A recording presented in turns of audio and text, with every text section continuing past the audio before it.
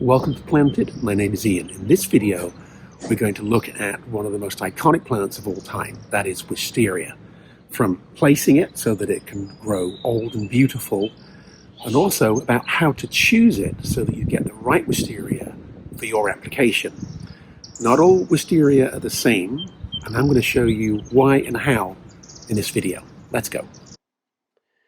Most of us are drawn to a Wisteria when we see a beautiful large specimen in full flower in mid to late spring. And it's at that point we think, what is that plant? Can I grow it? And where should I plant it?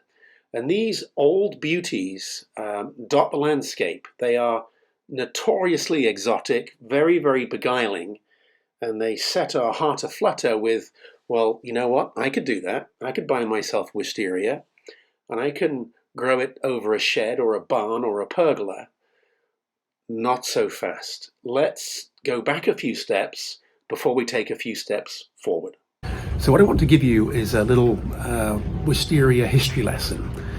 Many decades ago, most plants were grown from seed, but seed has got the ability to be variable. It doesn't always give you the same characteristics of the plant that it came from. Seedling variability is a big deal in natural plantings. Now with the Wisteria, if you get one that you like, you want those flowers. But a seedling Wisteria, very variable, and might take 5 to 10 years for it to actually come into flower. So you don't want that. And those are the plants now that you see adorning beautiful old buildings, old hotels, museums. They were grown 50, 60, 70 years ago from seed. And the flowers are purple and they're 6 to 7 inches long. Exquisite, but they're not the plant that you need to go out into the garden centre or nursery now and go and find. But what you want to find is to go into a nursery or a garden centre and you'll find dark purple, a whole range of different pinks, creams and whites, all different colours. And the only way for you to be sure that that's what you're going to get is to buy it in flower. So if you're in the market for Wisteria, your first thing is to not buy a cheap seedling Wisteria. You need to buy, dare I say it, a more expensive, a more choice grafted Wisteria that is in flower.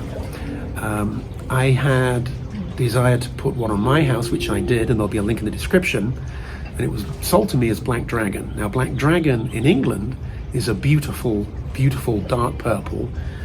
Flower length is anywhere from 2 foot to 3 foot, which is nearly the best part of a meter, 0.8 of a meter in length.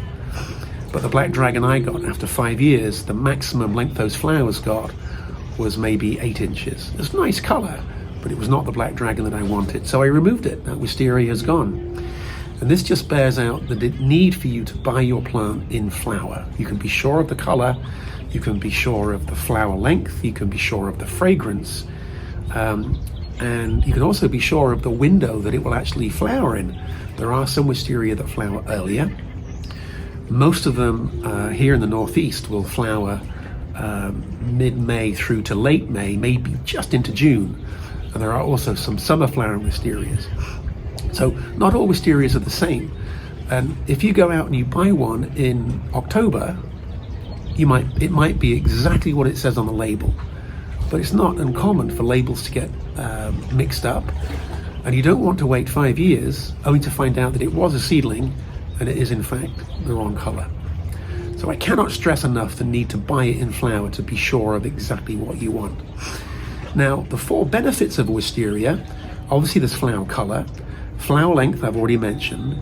I'm always amazed at the different fragrances that Wisterias have. Some are bland to non-existent, and others are beautiful and intoxicating. So if you have it in flower, you can check it there and then. And that is very, very important. And then the final benefit of Wisteria would be the color the foliage goes in the fall.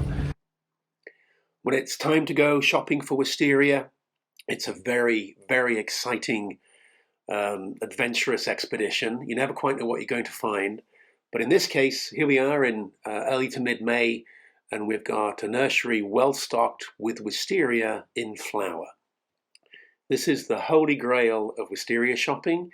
They've got a range of different cultivated varieties. They've all got labels with names on, so you can check to make sure that the name that they say it is matches the color of the flower on the plant. Here we have a beautiful white. I can see it's white because I've got white flowers. That means there's no mystery that that will flower in the future, and it will also be white. Here we have one with longer racemes, longer flowers. It's not quite open, but this is going to be a purple. Very apparent that it will flower for me next year because it's flowering now. And here we have one open with very, very long racemes. So I can be absolutely sure that this is what I'm going to get in the future. And this is the problem with seedling grown wisterias. They don't perform like they should. This is a white, but the flowers have not yet opened. They look like little furry caterpillars right now, but this really will be quite beautiful.